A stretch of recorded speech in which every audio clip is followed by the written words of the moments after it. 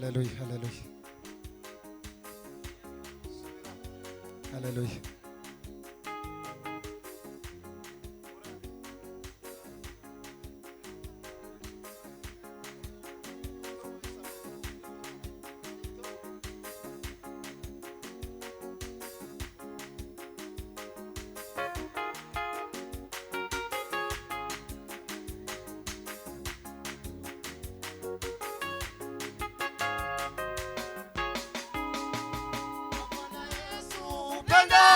Bwana Yesu kwa wanadamu hauna kipimo, si kama wa wanadamu.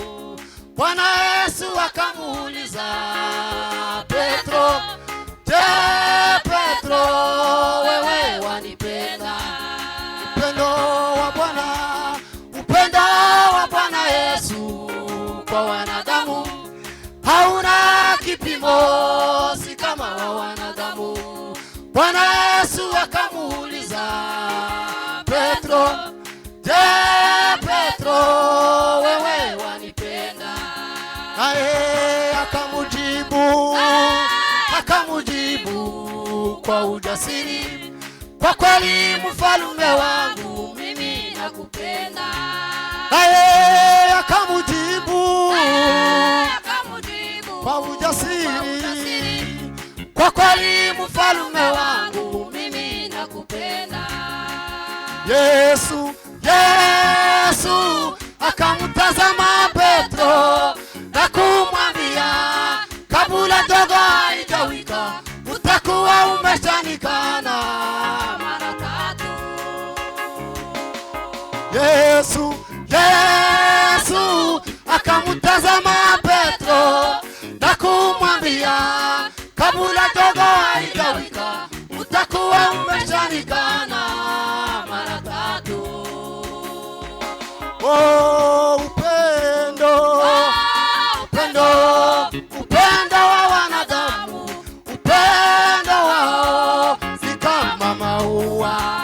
Oh, upendo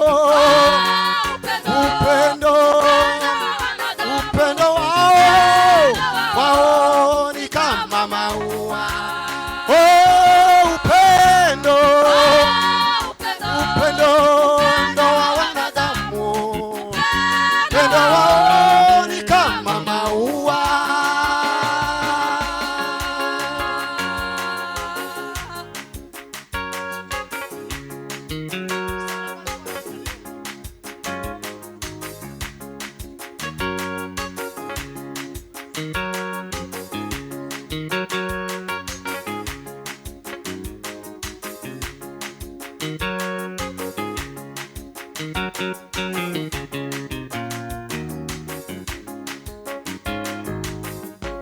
Msalabani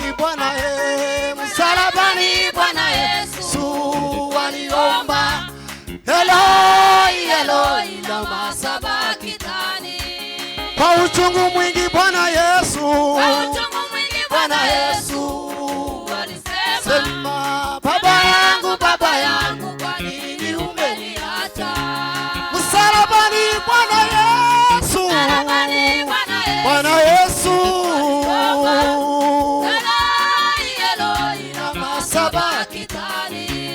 kwa uchungu mwingi Bwana Yesu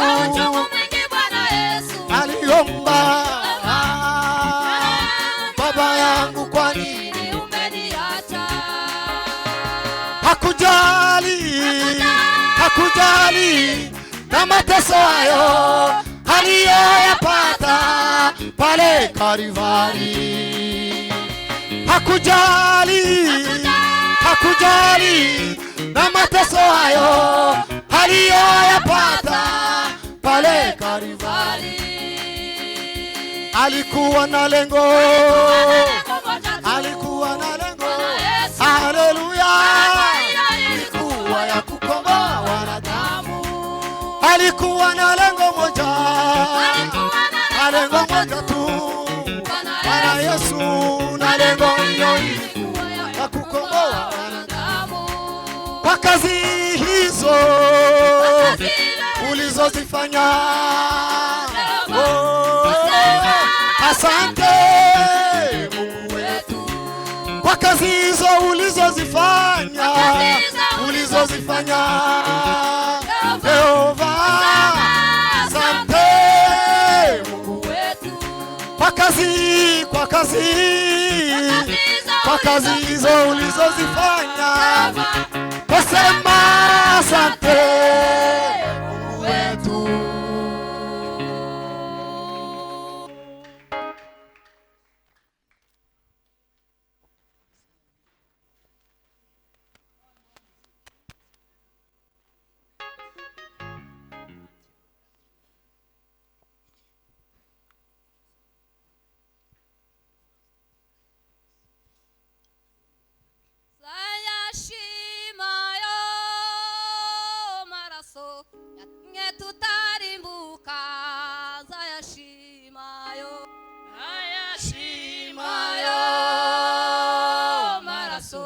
Yatumye tutarimbuka, ndayashimayo, maraso yatumye tutarimbuka, nzayashimayo, maraso yatumye tutarimbuka, ndayashimayo.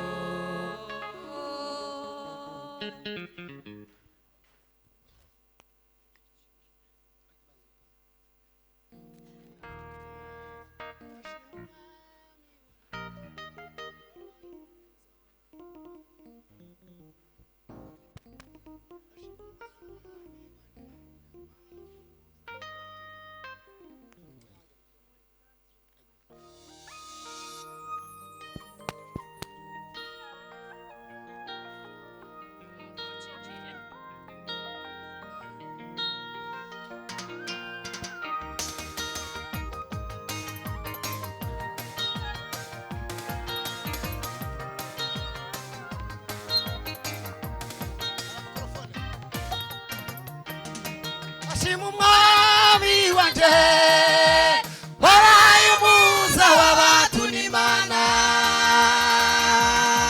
Ashima umwami wanje wabaye umuza w'abatu n'Imana. Yuda yaranesheje yakojeje Satani kimaro. Yuda yaranesheje yakojeje Satani kimaro. Yabaye kigiti cy'inganzamarumbo, yabaye kigiti cy'inganzamarumbo.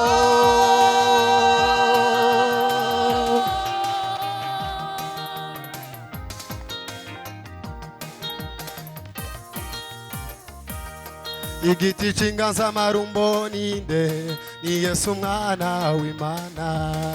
Imibereho y'umwami wanje yaranzwe cyane n'ibitangaza, ageze ikuzimu bose baratinya, akurayo ndetse n'ifunguzo. Igiti cy'inganzamarumbo ninde? Ni Yesu umwana w'Imana. Imibereho y'umwami wanje yaranzwe cyane n'ibitangaza, ageze ikuzimu bose baratinya, akurayo ndetse n'ifunguzo. Abivuga hejuru ku musaraba, abisi bose babona umudendezo. Umwami waje wabaye umuza w'abatu n'Imana. Ashima umwami waje wabaye umuza w'abatu n'Imana. Yuda yaranesheje yakojeje Satani kimaro. Yuda yaranesheje yakojeje Satani kimaro. Yabaye kigiti cy'inganzamarumbo, yabaye kigiti cy'inganzamarumbo.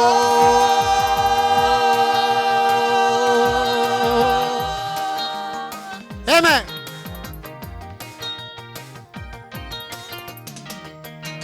ndashyira hejuru y'intare ya Yuda, ibyo yakoze birahebuje. Igorigota hitwaga Ruvuma, yagezeyo hitwa Nyirimbabazi, yabaye isoko y'amazi meza, Sambitarumba arahebuje. Ndashyira hejuru intare ya Yuda, ibyo yakoze birahebuje. Igorigota hitwaga Ruvuma, yagezeyo hitwa Nyirimbabazi, yabaye isoko y'amazi meza, Sambitarumba arahebuje. Iyerereje amahanga yose, abisi bose babona umudendezo. Mwami wanje wabaye umuhuza w'abantu n'Imana,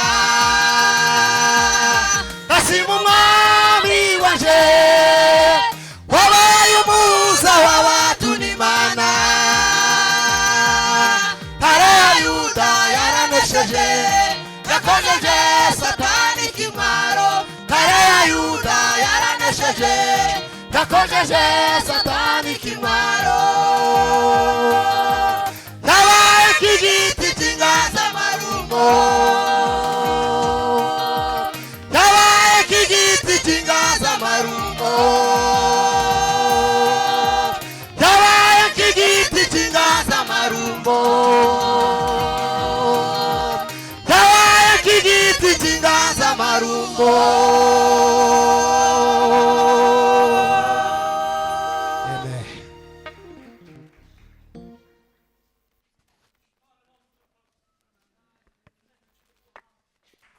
Imana igira umuteguro wayo, ntawuzi umenyuza Imana. Sabu ngwino gano twari twajanye. Hanyuma ntange nshimire so Mwami wacu Yesu Kristo, tugiriye neza uyu mugoroba, tukaba twiriwe abangana gutya. Imana yakurinze naje ndinda kiruta byose. Imana ikaba tuboneye akanya ko kuza mu nzu yayo, suko bitwica byari bibuze, ahubwo nuko turi ijambo ry'Imana. Iyo Mana bikoze mureke tuyikomera amashyi menshi cyane. Hanyuma ndashima Imana yabanye natwe mu ruzinduko twari turimo rw'ivugabutumwa. Nabonye ukuboko kw'Imana, navuye hano ngira ibibazo byo kurwara malariya, mirira nabi, kuje abandi bamara ukagwara n'ibigogwe. Iwacu n'ibigogwe, ariko Imana iraturinda, akazi gakugwa neza. Ariko ngwara nsohotse ninjira mu kanisa bigashira, twama dukora akazi turagakora, twagaza turyama nka saa 10 saa 11. Imana iradufasha bigenda neza. Kuwa mbere turataha, shima n'Imana yazanye sobone mu nzira nziza. Mureke iyo Mana tuyikomera amashyi menshi cyane.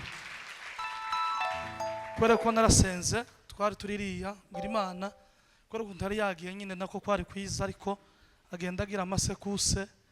Kubera ko mwibarara muzi ko amwo madodani biki bene ibyo ngibyo, ariko Imana iramufasha arawuruka, ntawagize ikibazo, kandi akazi twagiyemo kagenze neza. Imana ihabwa icyubahiro, si ku bwacu ni ku bw'Imana. Kuba nawe mwarasigaye ngo abansanze mukomeye, Imana ihabwa icyubahiro. Hanyuma ndashimira abayumbe bose ku bumwe, Imana ikomeze bagire neza. Nabonye mwaritabye Ministeri ya Hope, mwakoze igitaramo cyiza, aho bakanyenda nicaye nayo kumva kurikirana nkumva ndakumbuye. Ariko kandi nubwo tutaba ariko bene data barababaye, Imana ibomugisha no kuza kutwitaho no munsi. Imana ibagire neza. Dingo nadufashe gusoma igitabo. Turasoma Luka bice 18 murongo wa mbere. Umuhanuke ndakubwira ugarukiriza kugira ngo mbanguke sintindi. Luka, ubutumwa bwiza kubwanditswe na Luka ibice 18 murongo wa mbere.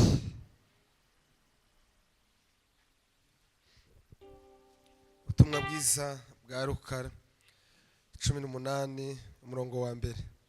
Haravuze ngo abacira umugani wo kubigisha ko bakwiriye gusenga iteka batarambirwa.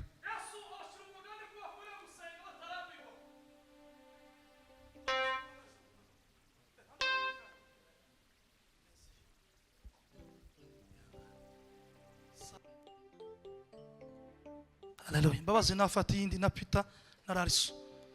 Yagi bagwa mikoro papa.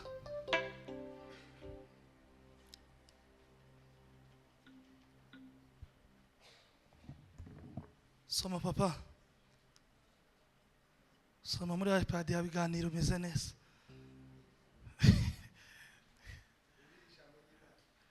Takibazo. Zamura Olivier. Zamura ikora edingwe.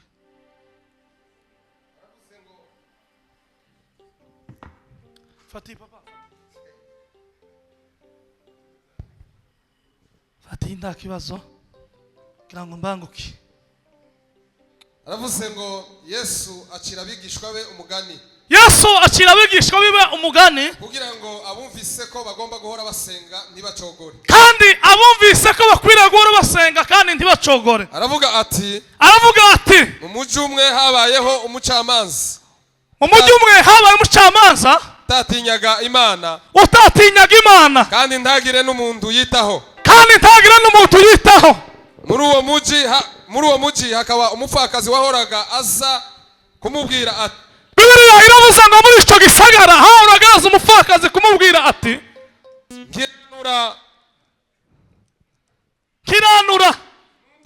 kiranura n'undenganya.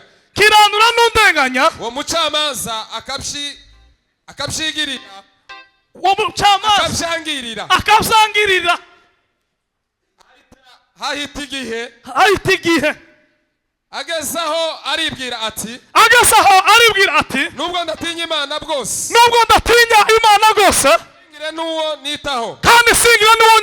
Ariko uyu mupfakazi arandembeje. Reka urubanza rwe nduce rurangire kugira ngo ye gukomeza kuza kumena umutwe. Amen. Amen. Yewe munamuke mu ndebe. Komeza papa harakantu. Hepfo gatoya. Manuka hepfo gato. Nyagasani Yesu yungamo ati ese ntimwumvise amagambo y'uwo mucamanza w'umuhemu? None se Imana yo yoburite kurengera abo yitoranije? Imana yerekate kurengera abo yitoranyije. Bayitakambira ijoro n'amanywa. Bayitakira nijoro na kumanywa. Mbese aho izatinda kubagoboka? Amen. Nababwira ko igihe kizagera ikabarenganura ubwanyu. Ariko se ubwo umwana w'umuntu azasanga ku isi hari abamwe abakicizera. Munamuke mu ndebe nanone minota sigaje 7 shopo yahageze. Nari umugeste ariko Imana igize neza ngize umupurishi. Yahozeho ni uriho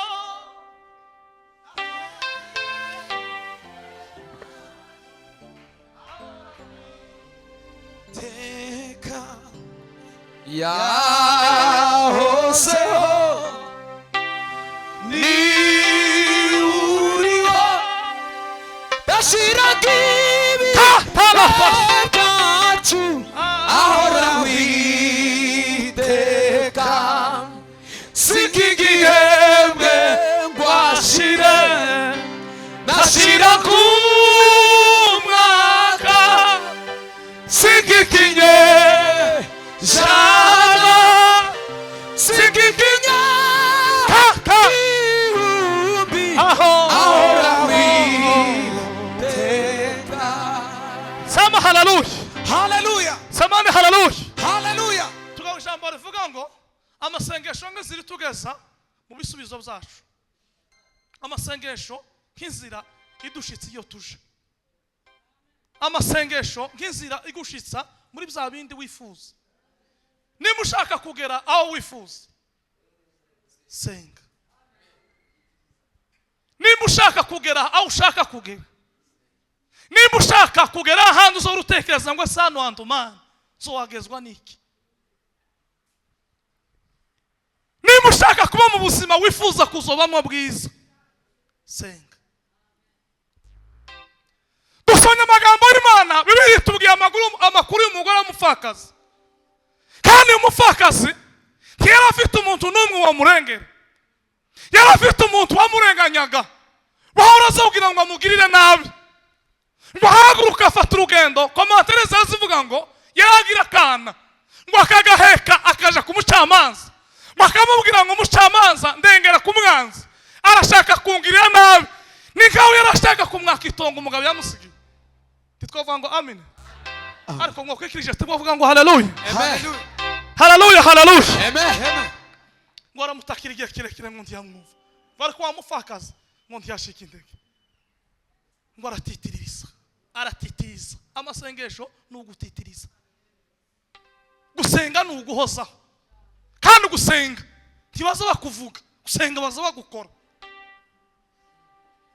Kotera haleluya, twazamura ibiganza. Haleluya, haleluya. Basenga aratitiriza, akamubwira mu gitondo none ngo araruha, ngo akasi imbere ya biro, ngo agaheka umwana akicara ahantu amutumbereye akamubona gusa ngo akicecekera. Niba ushaka guhora mu buzima bwiza, hora imbere y'Imana, hora imbere y'Imana. Nubwo bigoye, nubwo biruhishe, ariko gerageza basi mu cyumweru uzugerageza ushaka umunsi wo kuba imbere y'Imana, kuko kuba imbere y'Imana hazaba hesa gusumba kuba imbere y'abantu. Sema amen. Kuba imbere y'Imana hararuta kuba imbere ya mama wambaba. Kuba imbere y'Imana hararuta kuba imbere ya baso wanyu. Kuba imbere y'Imana hazaruta kuba imbere y'ishuti. Waratitiriza, aratitiriza, aratitiriza, ngo wamushamanza aruha araruha, no kumubona araruha, aravuga ngo si umuntu anshaka iki. Umugore uratarama, ngo aratarama, aravuga ngo mana ndengera, nubwo natumva ariko ndengera. Reka nkubwire mwene data, hari igihe abantu bataza bumva ariko amasengesho azayumvisha abantu. Haleluya, hari ibintu bitagira amatwi ariko iyo dusenze bisa bigira amatwi, hari ibintu bitaza bivuga ariko iyo dusenze bisa bivuga, hari ibintu biturenganya ariko iyo dusenze bisa biturenganura, hari ibitucumita amacumu ariko iyo dusenze bisa biduhobera. Yema tuzamura ibiganza duhose Imana ishimwe. Tuzamura ibiganza duhose Imana ishimwe. Haleluya, niba ushaka kuba ubuzima burambye, niba ushaka kuba ubuzima ufite amahoro, iga gusenga. Niba ushaka kugira amahoro mu mutima, puriye. Niba ushaka gutunga abana muri kino gisagara bagakura bameze neza, senga. Niba ushaka gutunga umugore akamera neza, senga. Niba ushaka gutunga amafaranga menshi kandi meza afite amahoro, senga. Niba ushaka kwambara ukaberwa, senga. Iyo twasenze Imana iziduhisha amaso yabise.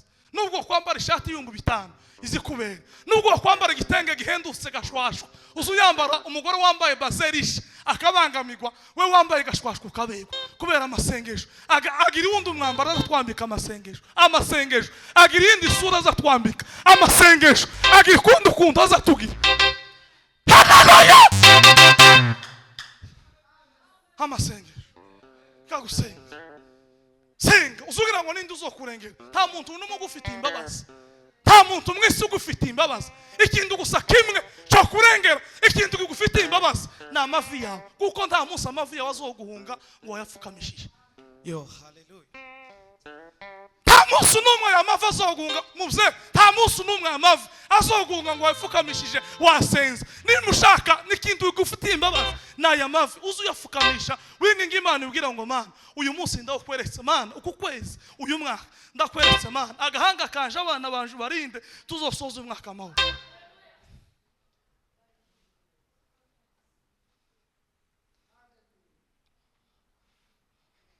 Uri mu rwego gusenga ngo niki kizokurengera. Wa mwana w'umukobwa we, niba ushaka kuzubaka neza igagupfukamisha amavi yawe. Wa muhungu niba ushaka kuzogira ugo kwiza igagupfukamisha amavi yawe. Wa munyamasengesho niba ushaka kuzogera kuri abandi batageze igagusenga.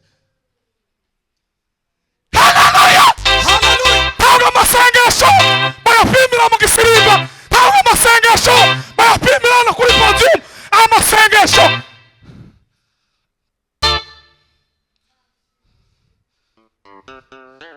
sengesho ndabwara, sengesho ni muri masengesho ndabwara, masengesho ni mu ngo zacu, masengesho ndabwara, masengesho ni ku misozi. hano ni ukuza kupuratika ibyo twasenze.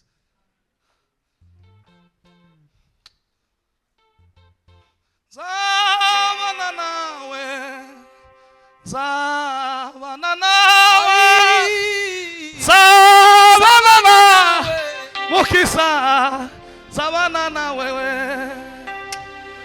zabana nawe, zabana nawe, zabana nawe, Mukiza.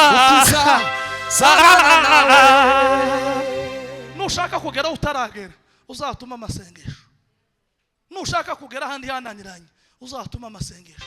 Nushaka kugera Yesu atageze uzatuma amasengesho. Nushaka kugera abantu banyu bataradodora uzatuma amasengesho. Kuko amasengesho yadodoye hose baza bakingura. Jambo ry'Imana tuganze. Amen.